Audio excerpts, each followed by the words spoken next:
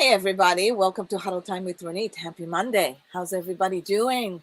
Hope you're doing really great. A little bit late here. We had a link issue and we didn't want anybody to miss this show today. So we had to reissue a link on StreamYard. But you know what? That is how it goes. I hope you guys are doing fantastic. We got a great episode here for you today. I'm super excited. But for anybody who's just tuning in and have never been in Huddle Time with Ronit, my name is Ronit and I'm the host of Huddle Time with Ronit. And every week we come here with thought leaders, experts, innovators, feeding us with amazing information and great advices of how we can better our life, how we can have better life, a happier life, better wellness management, financial management, anything that we can grab to make our life so much more joyful in our career, in our business, and generally with our families and with our relationship. So every week I'm bringing you a really special guest, and today we have a really unique guest. But before I'm going to bring my friend Sharlene into Huddle Time, I wanted to have to just give our sponsor a little word there. So our Textel is our great sponsor. It helps us engage with customers through texting the way that they really want to, with easy, convenient text messaging, 2 ways and more than just 2 ways, videos, promotion, whatever you wanted to have communication with your client. Textel does it for you in major automation. We use that in our company. American's Beauty Show use that. It's phenomenal. A lot of software using it. You want to start using that as well because it just saves you so much time and it amplifies the relationship that you have in between customers and your group. Also, I want to say thank you for America's Beauty Show, always for being a sponsor and our host together. We've been doing this together since the beginning of the pandemic, since March. And we're super excited because April is coming and we're going to have our second America's Beauty show. Actually, the big one that we've been waiting for to do it already. So if you have not got your membership, you have not purchased your ticket, this is a great time to go into their website and purchase the tickets. This is going to be a great show. We are amplifying what's going to happen. So stay tuned for all the information because Frank Falco is going to be here in a couple of weeks telling us a lot about what's going to happen in the show. And of course, Salon Cadence. Salon Cadence is our sponsor. What is Salon Cadence? Well, Salon Cadence is a white glove training company helping high achievers, salon and spa owners, and service-based entrepreneurs reach their 7-figure, the very profitable company through impact with less stress, free environments, and remove you from the burnout journey. As a matter of fact, moving you to a completely freedom in your company. And how you do that? Well, if you want to learn more about Salon Cadence, please join the Facebook group, Profitable Salon and Spa Owners, and learn a lot more about the company, or just go to saloncadence.com, learn more about that. Now, I want to talk to you a little bit about my guest today. Now, my guest has been with Salon Cadence for over 2 years, so I'm super excited to bring her in today. She's a good friend and a very good member of Salon Cadence. But what's so great about Sharlene Mercier is that she is a real estate queen. She's not just a real estate queen, but her knowledge and her experience over the past 20 years have brought her to where she is today, where she helps entrepreneurs, business entrepreneurs like me, like you, take their earnings and multiply them, or maybe even triple them. But really, she teaches you how to invest in real estate. What's the right investment in real estate, and how you can build wealth through real estate investment. So we're going to talk a lot about that. Sharlene has been, as like I said, in the industry for a very long time and built a very unique specialty. Her specialty is to really guide you and lead you and help you understand what is the right investment. So today we're going to talk about a lot about that. Hi, Charlene. I love to welcome you right here. How are Hi, you, Charlene? hi, Ronit. Hi, thank you so much. Wonderful introduction, and Oh, thank you you're for very bringing me welcome. today on the show. And I look forward to sharing my knowledge and information, um, with your community. I love Yes. to provide knowledge about real estate investing. Oh, I'm so excited that you're here. We've been trying to get you to come here for quite some time. So I know. But there's no better time, I think, to talk about real estate when the market is so huge. So I'm super excited. I have so many questions for you. We have so many questions that was sent to us. And but before that, I really would love to find out exactly what brought you to this? Because I know you've been investing for a Mhm. very long time. You've been investing as a personal investment for a very long time. I Yes, know you have real estate, and when we met the very first time, which was a couple of years ago, you were brokering in Houston and you were brokering in Atlanta, which you were living in both places, correct. and your dream at that time was to get to a point where you can really leverage on your success and guide other people to do the same thing. Yes. But you had a journey to get to that Yes. one. So I'd love for you to tell us what led you to be where you are today. Sure, sure. So you're absolutely correct. I have been investing in real estate for about 15 years. I started in 2004. And, prior to that, I was in the real estate and mortgage industry, but I was just working every day. My goal was to get more clients and close more deals. But Oh, yeah. as I did that, yes, and as I did that more and more, I was going into a burnout. I was really beginning to feel burnout. But I was, again, loving what I do, loving serving my clients and educating them. So I never thought about anything else until I had a car accident. So in 2004, I had a car accident, and it really was a bad car accident. But I thank God I walked away with no harm, just a few aches and pains, but I was okay. I had a total car, and that was it. So at that moment, I realized that with the way that the accident occurred, if anything had really happened with me, my income that I was contributing to my household at the time would have been gone. So I really had to reflect and look at myself and say, do I really want to continue working this hard and like this? Or do I need a plan and a strategy in place that'll put me in a position so that if something happens to me, my family will be okay financially? Yeah. Yeah. And I totally can relate to that because that's what we need to put out there Hmm. to everybody who is working in their businesses, right?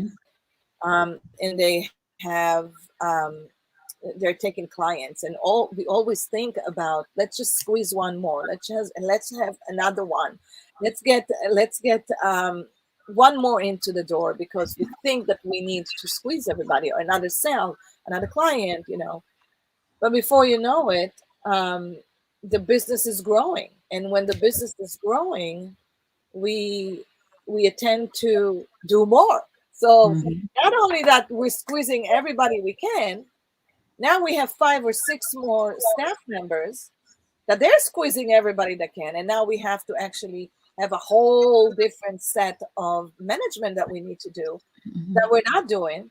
And like you said, we get into a burnout. But Yes. what if something Hmm. happens Yeah. and we cannot really um, do hair anymore? Hmm. Um, I love to talk about the real estate avenue because I think that you can not really get rich by owning a brick and mortar or owning a service based business, but you can get very wealthy if you learn how to reinvest the company or your personal income. So, That Yeah. is where you come to the picture. Yes. So that's what, so when I realized that, I'm in this grind, if something had happened to me, my family would need that, they would be out of my income.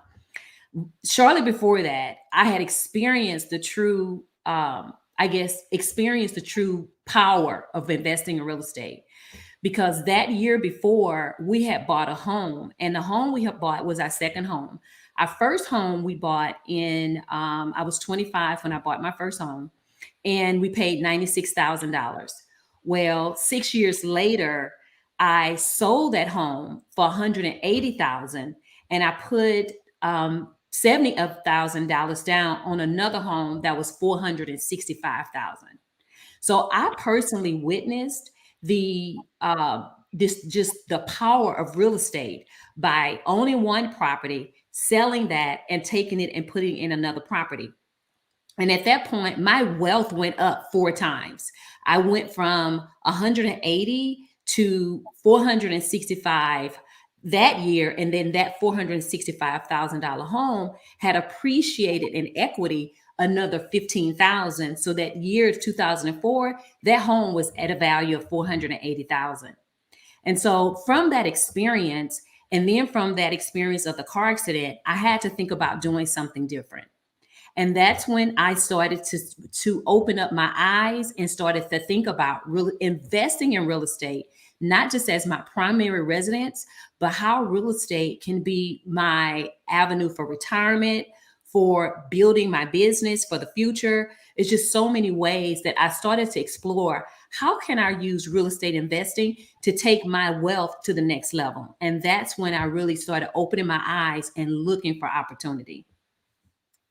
And so when you're, and this is a really good approach. But that was, what year was it? That was 2004. Okay, so that was actually when real estate was doing really well, Yes. and right, and then there was a little dip on real estate, just a tiny little dip in 2008 and 2009. Yes. And Not a huge one as we mhm, experienced before that. yes. So obviously, because of that, you're saying, okay, it's a really real estate is very good investment. I mean, we were brought up as saying that Mhm, you have to buy your house because that's very safe. But the truth is, I think, and tell me what you think, Charlene, mhm. is it's very tricky to buy a house. It's not so easy. And if I want to remove the stress for all my entrepreneurs out there, how can we eliminate risk? Because that's what it comes down to. How can we minimize risk as much as we can? So when you want to when you make the decision, you do want to prepare, or you want to grow wealth, and you want to use real estate investing, which I think is a great way to take yourself to the next level. You first want to develop a strategy. Now, that strategy initially consists of three things. You want to know, what is your big why? So for me, my big why was because of my family. I wanted my family to not have to suffer if something happened to me financially. So go deeper and think about what could be a big why. We know that real estate is going to bring you wealth, it's going to bring you cash flow if you invest correctly. It's going to allow you to build wealth, build equity if you buy the right property. But other than the money, you do want a big why, because there are some challenges as you're going through the investing process. And that big why, as for me, is going to keep you focused and on the right track. The second thing, you want a goal. So for me at that time, I wanted to earn at least $5,000 a month from real estate investing. So I want, what that means is that I wanted to have cash flow coming in from rentals of at least $5,000 a month. So I set a goal. The other thing is a time. When, how you have a goal of 5,000, but how long do you want to take to meet that goal? And so for me, I had given myself like 5, 6 years. I said over 5 to 6 year period, I want to have that income coming in. So once I knew my big why, once I had a financial goal, and then once I had a time, I then started to explore, what properties can I invest in that will give me, that will meet, go towards that financial goal, and it's give me the income coming in this period of time. And So then it's you just very, duplicate that. so it's really strategic thinking. Yes. It's really having a strategic vision. Yes. um, and it makes it so easy when you think like that. Of course, when you're actually doing a big, it's a big elephant. But you were saying that, first of all, why? Why do you want to do it? Really go into the reason. Why do I want? Well, it's nice to have a cash income on a regular basis. Of Mhm. course, there's always challenges with that. I'm sure there's other challenges, but it's nice to have the income where you don't have to really invest so much time in it. Mhm. So that was the why, and the second is like, make sure you know how much money you want to earn a month. What is the actual goal for that? And then what? What happens? Then what happened, Charlene? So after you have your strategy in place, next you want to start educating yourself. You want to start to understand some of the terminology with behind real estate investing, because remember, this is a sophisticated game. You know, buying a home, there's terms that are used that you can literally Google, look up in a dictionary to really get a good understanding. But once you get into investing in real estate, you want your knowledge level to go, just a little deeper. So I encourage, taking a course, and it doesn't have to be an, elaborate course, but it can be something where you can ask a professional questions and you could get an understanding of how to evaluate a property, how, where to look for good properties. What is a cash flow versus equity? Like what properties are more prone to bring you equity, the type of properties you can invest in for cash flow, how to find contractors, how to screen tenants. So there's some layers that you do want to learn and get a little bit of education. Now, if time is limited, which many of us time is limited, you want to get a good team together. And that team would consist of a professional real estate agent that understands real estate investing. Not every agent understands real estate investing. They can help you buy a home, but to evaluate a property to determine if it's good for a long-term investment, short-term investment, a buy and hold, a buy, repair and hold, or a fix and flip, or a buy, a fix and hold for a short period and then flip. So there's some um, specific skills that are required to help someone that's investing in real estate over helping someone just buying a home or buying their first home. So you want an agent that's really skilled in investing. One of the questions ask them, are they active investors? That's just a prime question, because then they can be a referral for you for some of their resources, some of the people that they know that's in the business, as far as their lender, their contractors, their property managers. Also, you want a good lender on your team. Not every bank or lender has the programs for real estate investing. So when you decide that you want to take that leap, you want to have a good team. Now, once you have those two key components in place, your agent and your loan officer or your loan financing company, they can help steer you to some of the other professionals that you need on your team. One would maybe a property manager making the decision if you do want a property manager or don't want a property manager, could have a little guidance, could come from some guidance from your real estate agent. The other you would want to have on your team would be maybe a contractor pool, a pool of people that you can pull from to help you renovate the property if you're doing a buy and hold, or to help the build a property if you're doing a fix and flip where you build it and you're selling it, or a renovation of a fix and flip. But just having some contractors available as a resource for you, so you're not starting from the ground zero. I like that. You really have to build a very good team. Yeah, Obviously, no matter what, you need to have a good external team. And but that's not easy to make. I mean, no. that's not easy to find. I still today think I interviewed so many realtors to sell my house, or right now we're looking in homes, in different locations in the United States, and I feel like that's very difficult to find. Mhm. How do we find good team? You know, I, you gave us a really good tips on making sure that maybe one of them is an investor, and they understand what you're looking for. But the truth is, there's just so many of them. How do you find a really good investor? So before I would say that is phase two, Right? building Okay. a team. I would say that that's phase two.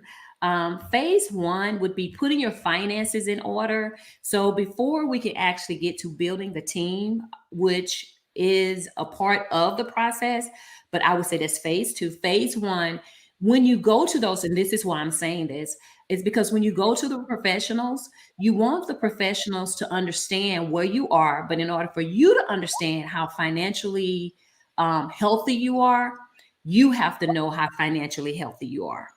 So the first step is to really assess your financial position, to look at what resources you have to invest, to look at your credit, to look at your spending habits. Because one thing I can say about being a real estate investor, there are some financial sacrifices that I have had to make, meaning that I know that I have, 4 properties right now, and I'm looking to buy another one over the next 6 months. So I'm having to save and put money aside to invest in the property that I'm looking to buy, but also having to have a reserve just in case there's a repair that exceeds my reserve budget that I have set aside. So I have to watch my spending. I have to be very healthy about it. I have to also watch my credit and make sure that I'm not overutilizing my credit, that I'm paying my credits on time, but I'm also not having a lot of credit out there so that when it's time for me to invest, I look very favorable to a lender. So I would say phase one is to take a good check of your financial health to really see where you are from a resource, how much cash do you have and willing to invest in your property, what type of sources you can pull from to get the cash, and to look at just your spending habits and also your overall thought and mindset about wealth, to understand what that means, because investing in real estate is a long game. It's not necessarily a short game. There are short investments that you can make, but overall, the true building of wealth comes over a period of time.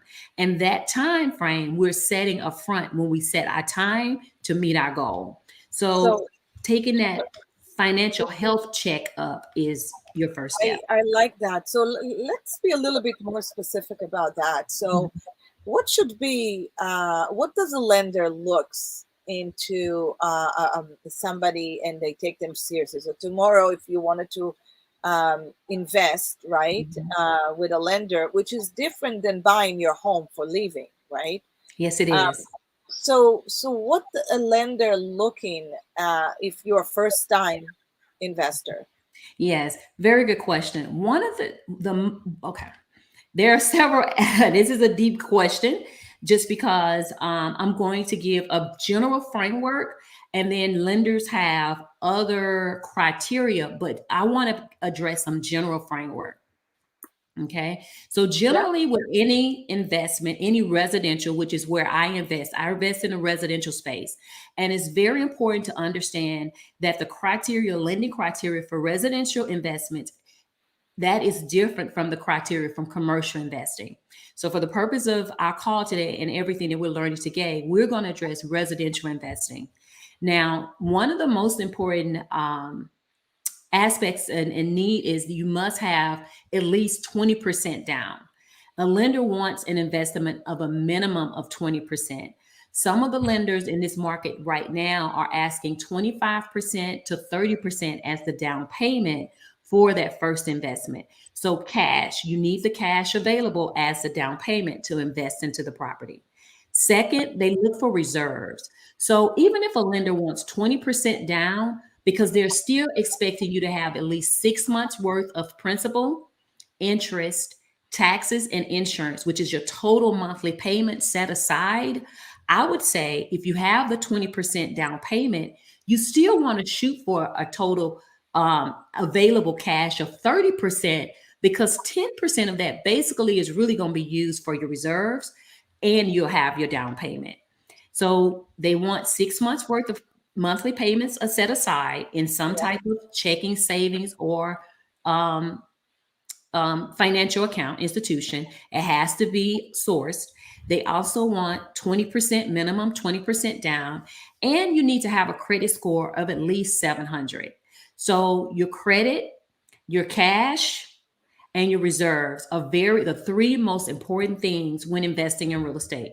And then the last thing I would say is definitely important is your debt ratio. So you want to make sure when you get ready to buy your first investment that again, you take a check up of your financial health. And you want to make sure that your debts are low so that you don't have a lot of revolving accounts, outstanding loans. And then if you have a home, that will be a debt that is counted against your debt income ratio. So you definitely want to look at those accounts that you can pay off fast or you really might not need. Because again, when you go into investing, there's some sacrifice on some other ends financially that you may have to make so that you can have the money to invest. And so you want to look at your debt, your credit card debt, your loan debts, things like that. And you want to get those to the lowest level possible or even to zero. So the four things you want to look at would be your credit Okay. score, cash Yep. available, Now you talk, reserves, and your debt and your credit. now you talk about the credit score Mhm. and death ratio. Mhm. I know that a lot of people have credit cards that are outstanding credit Yes. cards. So, or they don't have it outstanding, but they have, let's say, three or four types of credit cards that the total, let's say, something like 40 or 50 thousand dollars, room to grow. I call it room to grow your Mhm. debt. But let's say they don't owe anything because they pay their balance. Everything is good. They manage their money really well. Mhm. Is that a lender red flag as well? Let me just make sure I understand your question. What you're asking is if someone has a credit line of 40,000 but it's zero, but is it? but they don't really use it. So they purchase against it and then they Mhm. pay it every month. They pay their Mhm. balance. So there's no, but still it's a big debt, right? And so how's the lender looking at it? It's So like that if you, that is 100% fine. Actually, that is not a bad thing at all. So when it comes to purchasing in the mortgage environment, there are some short-term lending where they look at the outstanding balances as a negative. But when it comes to purchasing a house as your primary residence or even investments, the fact that you have an open line of 40,000 and the balance is zero, or you're paying it off every month, that is a good thing. That's not a bad thing. What we look at when we're assessing your debt ratio, we're actually looking at that monthly payment that you will be responsible for on an outstanding balance. And if you have an outstanding balance or zero balance, that means the payment is zero. So that's a positive in the way we look at it because your debt ratio then is low.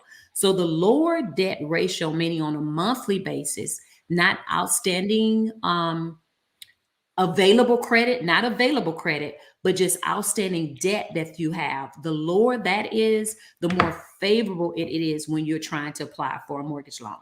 but available credit is okay.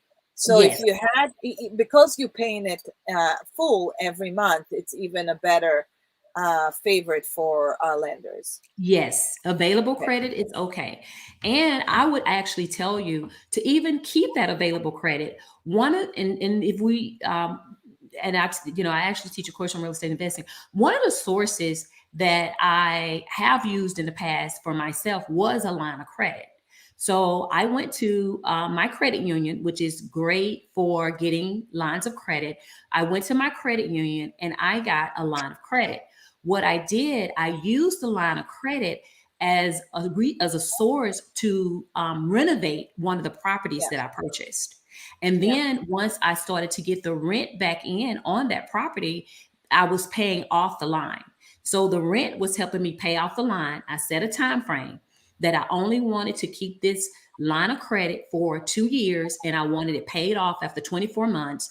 And that's exactly what I did. So having that available line is really good when you go into Yes, investing, because yes, that's another resource or access to yes, cash to yes, help you renovate the property, to maintain the property. You absolutely. don't want And to have a lot of that outstanding, a lot of debt outstanding, but to strategically have one or two resources is, putting you in a good well, position. absolutely. That's what we call good debt, right? Good. Good debt's Hmm. debt. Yeah. So now, in order for anybody to start, right, to just start, you just gave us some really great information of what would be a good start. Uh, and I want to take it back to actually you, Charlene. Hmm. Charlene, you own two companies. Other than your properties, you own all-in-one brokerage and real estate company, and then you own an education and active consulting for real estate investments for Yes. anybody. But your true love is to work with entrepreneurs that really want to have wealth through real estate investments. So, Yes. what would be the best way to learn and to start the first step? Because you know what, it's always looks so overwhelming, it's always Yes. so scary, like a big elephant. Hmm. But when you start something, your very first action leads you to have no fear anymore because you're in the action zone. So I know that you have a lot of great courses, but what would be the very first one that everybody should start? Or Well, should they start in the courses, or should they have one-on-one? What would be the best way to do it? exactly. The best way to start is I'm doing a webinar on December 8th. And on that webinar is actually a workshop. And that workshop is going to take you through the strategy, the structure, and the system to get started. And so I empower everyone to get education first. You want to understand real estate investing because it is a little different from purchasing. You will learn how to evaluate on this particular workshop on December 8th. You will learn how to evaluate a property, how to create your unique property model, how to get financing for that model, how to decide if you want to do a fix and flip or if you want to do a buy and hold. There are different upfront investments or cash requirements for a fix and flip that's different from a buy and hold. Also, this course is going to teach you how to use calculations and formulas to compare properties and to determine predictable income and predictable equity. Because at the end of the day, you want to build wealth. So, what you're investing in, we needed to have um, general appreciation where home appreciate. We need to have paid in appreciation where you're paying it down, but we also need you to walk into that investment with some equity so that your equity can build over a short period of time. It just starts to multiply. And then in that workshop, you are going to learn the replication model. Take your model and replicate it. So I would say the first step is to take action, not investing in any investments, but just come to the workshop on December 8th that I will have that can go over some of the basics that you will need to know to start. And from that information, that will encourage you and motivate you to take the next step, take the next action. I love it. I love it. And how long is the workshop? It's for 2 hours. It's for 2 hours. Okay. It's on December 8th, Okay. starting at 7 p.m. Eastern Time to 9 p.m. Eastern Time. We're going to have to put that link, Olivia or Paula, if you guys can add it into the Facebook, because I think it's so important for Mhm, all of us to bring that part into our life. So mhm. I think I have three more questions for you, Charlene, Sure. and I so appreciate you giving so much knowledge and information. One of them is, number one is, this is not a good time to buy investments, right? Mhm. It's not. So it's not a good time to buy investment. What's the best strategy? Because number one, is there a right time? And should we prepare for the right time? Is there going to be a right time ever again? I spoke with Yeah. my friend Michelle, and I said to her, Michelle, you know what? You're going to sell your house. I said, don't buy. Either rent or buy a big, I don't know, big Airstream and go on the road for a year. Just like what we do. But I said to her, is there, and she says to me, Ronit, I don't think it will ever be good again. I think it's never going to go down again. So you have so many mixed opinions. You're the expert, okay? Mhm. You've seen in the past 20, 30 years, you've seen a lot of things, right? Yes. I mean, Hmm. I'm not trying to date ourselves, but we are 30, right? 35. And so we see, Now I'm 25. I don't know about you, but I'm 20. I just turned 35 yesterday for the first time ever. Yes. So So that's Ronnie, every clients, family, friends, everyone asks the same question. But this is what I tell everyone. It's always a good time to invest. It's a good time to invest if you're prepared, if you're ready to take action, and your eyes are open to the right opportunities for you. There are people that are buying and selling homes every day. I work with clients, agents are busy. We're busy out here. People are buying and selling homes. The purpose of real estate is to appreciate. So if you get stuck in the mindset, and this is a mindset, if you get stuck in the mindset of what was then, you'll never move forward. But you always want to move forward. We want just like technology move forward, our industries move forward with better ways of doing things, and real estate increases in value, which is what we want. The key is to get in as early as possible. So the sooner you get in on the right opportunity, it's not that every opportunity is for everyone.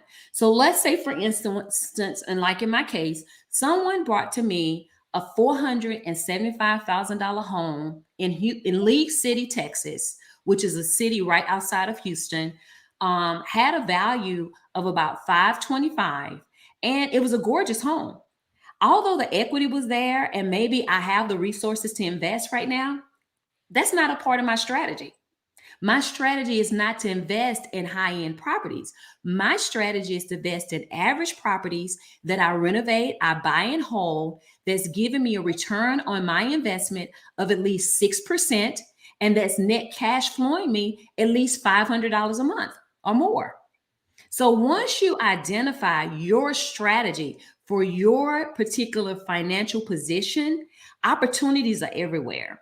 You just yes, have to know your strategy and yes, take advantage of those opportunities. The worst thing that people can do is not move and not take action, because properties that I have bought back in 2010, 11, 2015 now have 40 and 50 and 60, $70,000 in equity in them, just because I took action. But that same property, maybe 4 years before then, I paid more because that's when I got into the game. So when yeah. you get into the game, you're gonna always get into the game. The later you wait to get into the game, you're gonna pay more to get into the game.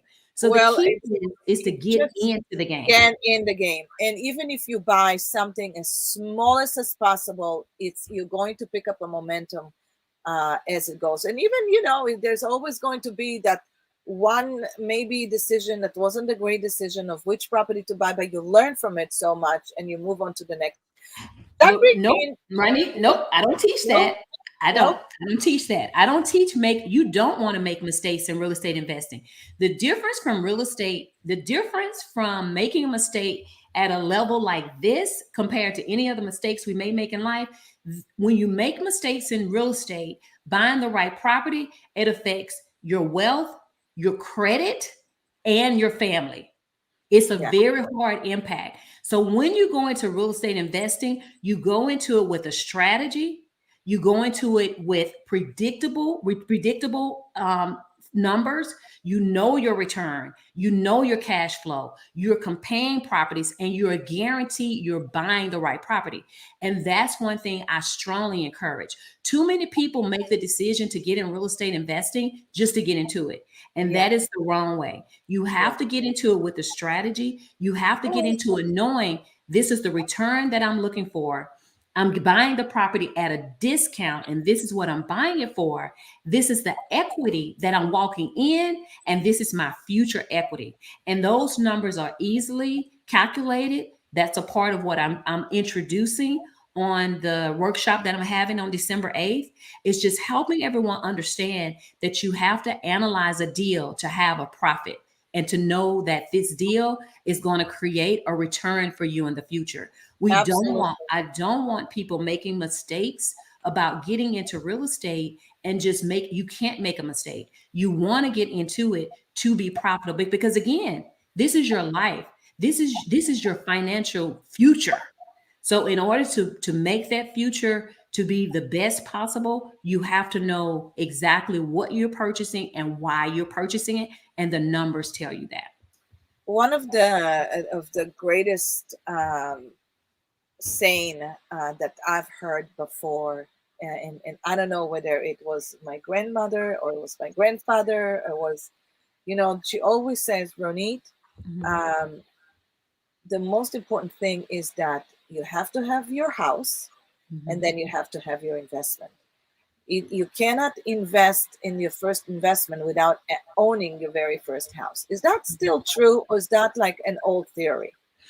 Well, there, so that's interesting. So you're absolutely correct, Ronnie. For our generation, that's what we were taught. But now I teach get into the game, and there are some twists that we can do to that. For instance, what I'm teaching my son is 29 years old, and he's right now, he's living in one of my properties and he's paying rent. But what he's doing, what's the beauty of it, is that my son is investing in his generational wealth. So he's paying rent on a property that he will eventually own. Although mom and dad own that right now, that's a part of what's going to him. That's a part of my legacy to him.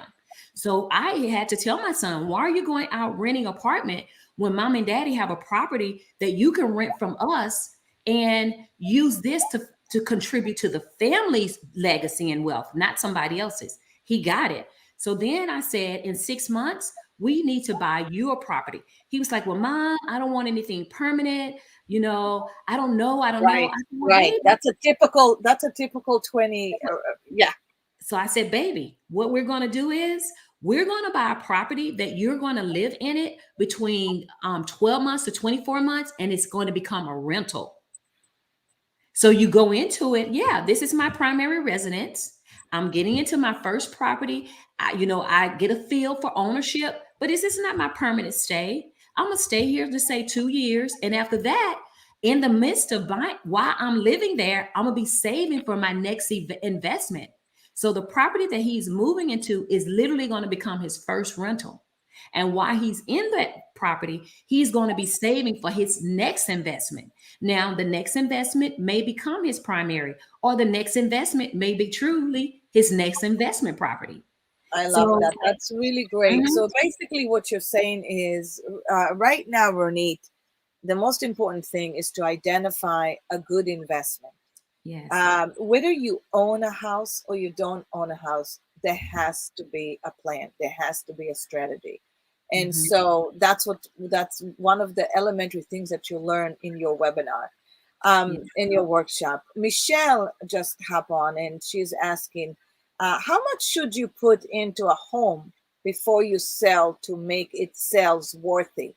What matter most? That's a very good question. So tell me what you want to do is it's not how much you want to put into a home. It's not necessarily a dollar amount. What it is look at the properties that your home is competing with.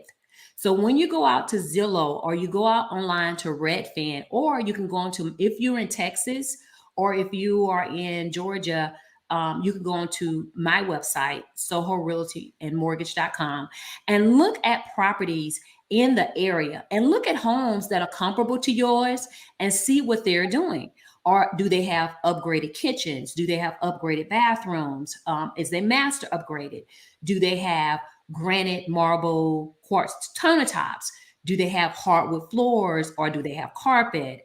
Do they have attached patios, double garages, single garage? So kind of look at your area and see what the homes in your area are looking like, and that's what you want to do, maybe a tad more, but not too much to where you are outpricing your property for that neighborhood. Because remember, your people that are coming to your neighborhood are also looking at the other homes that are on the market. So you want to renovate your home comparable to the neighborhood with a half a step up, just so that yours is more attractive. Now, how can you get the half a step up without spending a lot of money? Light fixtures.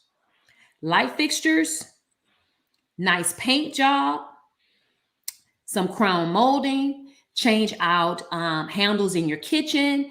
It doesn't take a lot. Paint goes a long way. Light fixtures go a long way.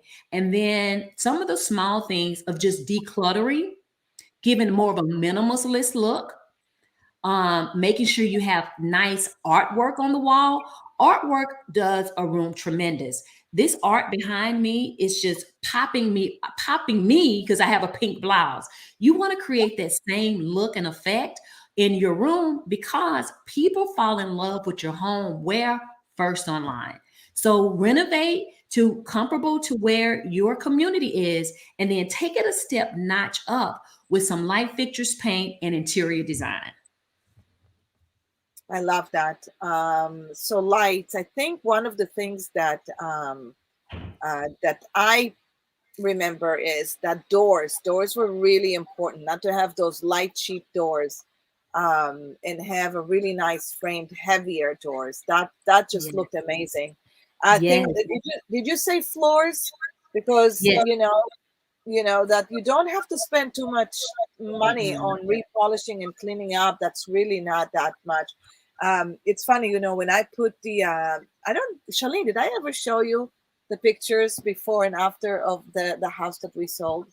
No, I never saw those. Oh my You will have God, to share those with me. oh my God, I so have to share it to you. It was my Yes, dream, right? It was my dream. yes. We owned that. I think it was like 3,500 square foot, beautiful, beautiful location, really great. But I was never at home because I'm an entrepreneur, and Yeah. built 3 or 4 companies, but just never really invested too much in my house. And my daughter was going to get married, so I really wanted to make the house look amazing without spending Yeah. too much money. And I took a year off, and so that was my project, and I had the best time. And Mhm. so number one commodity, it's nice to have the time and Yes. research products, where you can find things cheaper than others. Yes. And then so we invested in the kitchen, we invested in the doors, great paint, Mhm. windows, Yes. and did I say floors? And Mhm. yeah, and then just got to stage it like nothing else, Mhm. right? That's just another thing. And we sold it in one day. I Yeah. mean, we literally sold it in one day. It was amazing, you know. Artwork is critical. Artwork, decluttering, minimalist look, um, and bring in, not necessarily, you can bring in a stager, but also interior designer. They're really Yeah, good. And what I like about interior designers and some stagers, but yeah. interior designers use what you have and just That's a add to great it. tip. Great Yeah. tip. Interior Yeah. designer, not a stager. Oh my God, it's Yes. brilliant. hmm And they'll use what you have. And what interior designers have is the eye to transition pieces throughout your home. So they may take a chair and look and put it in the kitchen area. I'm just, as a part of the breakfast table. And they may take a pillow and put it in the family room. So they move things around because it's all about the room itself, the feel and the look of the room. And so interior designers kind of add that extra pop to your room, and they Yeah, use what you have to give it that extra oomph, which is right. what people love when they're looking online. It's Pictures, it's the pictures vibe. sell. It's the The vibe and the vibe. feng Yes. shui, the whole thing. Now, Yes. the question, one of the question would be, is it hardwood floor or is it vinyl plank floor? I say hardware because hardware is what most people would love. and they can Mm. stay with it. So, Vinyl, now you're just risking, not everybody loves it, right? so let me be okay. So it Oh, all am depends. I wrong? Am No, I right? I'm not gonna say you're incorrect. What it is, I like to advise people, and even when I'm listing properties and I'm working with sellers, I work with them based on the community. So if you're in a townhome community and Yeah, all your neighbors have vinyl wood, you go with vinyl wood. Why pay the extra pop or the extra more than pop, the extra 10,000, 5,000 for hardwood when you're not going to be able to add that to your sales price? got it. So that's why you want to take an account of what's going on in your neighborhood, what the neighbors are doing, or how their interiors, the other listings in the community, or the listings that have sold within Yeah, the last 3 to 6 months. If yeah, those listings had vinyl, go with vinyl. Now, if you're in a community and you're in maybe a community where everyone is upgrading to hardwood, you do want to go to hardwood. But there's levels to hardwood. You have birch, you have oak, you have hickory. You don't necessarily have to go to the highest level to get the look, because at the end of the day, your preference compared to another buyer is totally different. So what you're wanting to do, you wanted the home attractive and you wanted the home at the value that you're selling it, and compare it to your neighbors or the other homes listed in the community. got it. Okay, so here that brings me to the next question: is what age is it too late to invest? Since you're saying it's a long game. Yes. Never too late. And the reason why, there's different types of investing. So if you're in your 20s and 30s, and like me, I started investing in my early 30s, then, and I actually was 31. Yeah, I was 31, 31, 30, 31. If you are investing like early in your 30s or even in your 20s, like my son, buy and hold is great. But as you get older and you're wanting immediate cash, let's say, for instance, you have money in an account that's not really serving you very well. So, what we're going to talk about is taking money from cash, which is appreciating because you have it in a savings account, or you have in some kind of investments that's not just, that's giving you maybe a 3% or 5% return. You could take that cash, you can place it in a property that you will be able to sell in a year to 2 years. So you're putting it in another appreciating asset, and over a period of time, your cash or the value of that cash is going to grow because of uh, the equity that's growing in the property. So you're taking the 10,000, you're using it to buy a property. You're buying a property at 150,000. The next year that property is worth 160. The next year that property is worth 170. So in 2 years, you have equity of 20,000. You would not have that type of growth in $10,000 that's sitting in a savings account or asset account that's growing at 3 to 5%. So you, as an older investor, you just have to be strategic about it. And again, it's what's your goal. So if you invest in something, you hold it for a couple years, and in 2 or 3 years, you have 20 to 30,000 back into your pocket in addition to that 10,000. That's a Yeah, win-win. yeah, So it's absolutely. about growing wealth through building equity as you get older. When you're younger, you have that long game. You can do the buy and hold, but also that's a strategy as well as the fix and flip or the short term holding for a younger investor. The key Yeah, is it's a strategy. What you want to do is, like we talked before, you want to set your goal, you want to set your time, and from there, we kind of work backwards to what type of model works best for you. And so got it. once you have that in place, it's easy then to say, okay, I want to do a buy a property, minimum renovation, and I want to be able to sell it in 3 years. Well, then when we get together, we start looking for properties that meet that criteria. I love it. Okay. So for all of there listening to it, there's no better time to get into the game than now. And Yeah. whatever your brain is telling you, whatever the stories that come anywhere from everywhere, telling you this market is too hot for sellers and not buyers. There's always an opportunity someplace. You just really, really have to work on strategy. Yes. And what better way to learn from the greatest master of it all, and Charlene has created a phenomenal, and I will tell you because I know her webinar and I know her workshop and I know what she's capable of doing and I know how devoted she is and I know how passionate she is.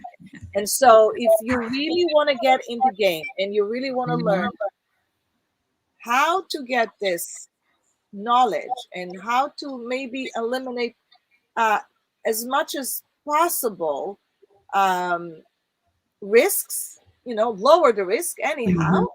then what a better way to start a 2 hours webinar. So, and you can ask any question you want when you do that. So where do we go to register for that? So what I would like for everyone to do, if they can, send me an email to Shar at Soho Realty and Mortgage.com and send me the email. And in the email subject, say, I'm all in. Okay. So we start So with mindset. You got to be all in. You got to be all in and getting this knowledge. You got to be all in and, just saying, okay, I want to start today. I want to start learning. I want to start understanding. I want to start getting the information. I want to start thinking about my big why, my goal, all the possibilities that are out there with real estate investing in the residential space. So I want you to send to my email, I'm all in. I'm all in, guys. That's Yes. what you want to. That's what you want to put in. I'm all Yes. in to Shar at Solo At Realty, Soho, Soho Realty, SOHO. SohoRealty.com. We're gonna Nope. put it. Let me Olivia. repeat it. Let me repeat Oh, it. It's Shar at Soho, SOHO, Realty, REALTY, and mortgage.com. it's right there. Thank you, Charlene. Mm-hmm. This was great, Charlene. Thank you so much for coming and lighting us the day and telling us the game and what we need to do. So that was really super great. So thank you. Thank you so Uh, much for having me and allowing me to share this information and encourage people to take action. And if I can do it, and I'm telling you, I did it in my 30s. I was young. I had two young kids, and I did not have money. Like I just had the money from selling my house and just working, doing what every business owner do every day. We work very hard, we work hard to keep our business thriving and going. But if something happens to us, is that income going to be coming in? And let me tell you guys, I have been able to bless so many people. Right now, I'm blessing my son because he's staying on property.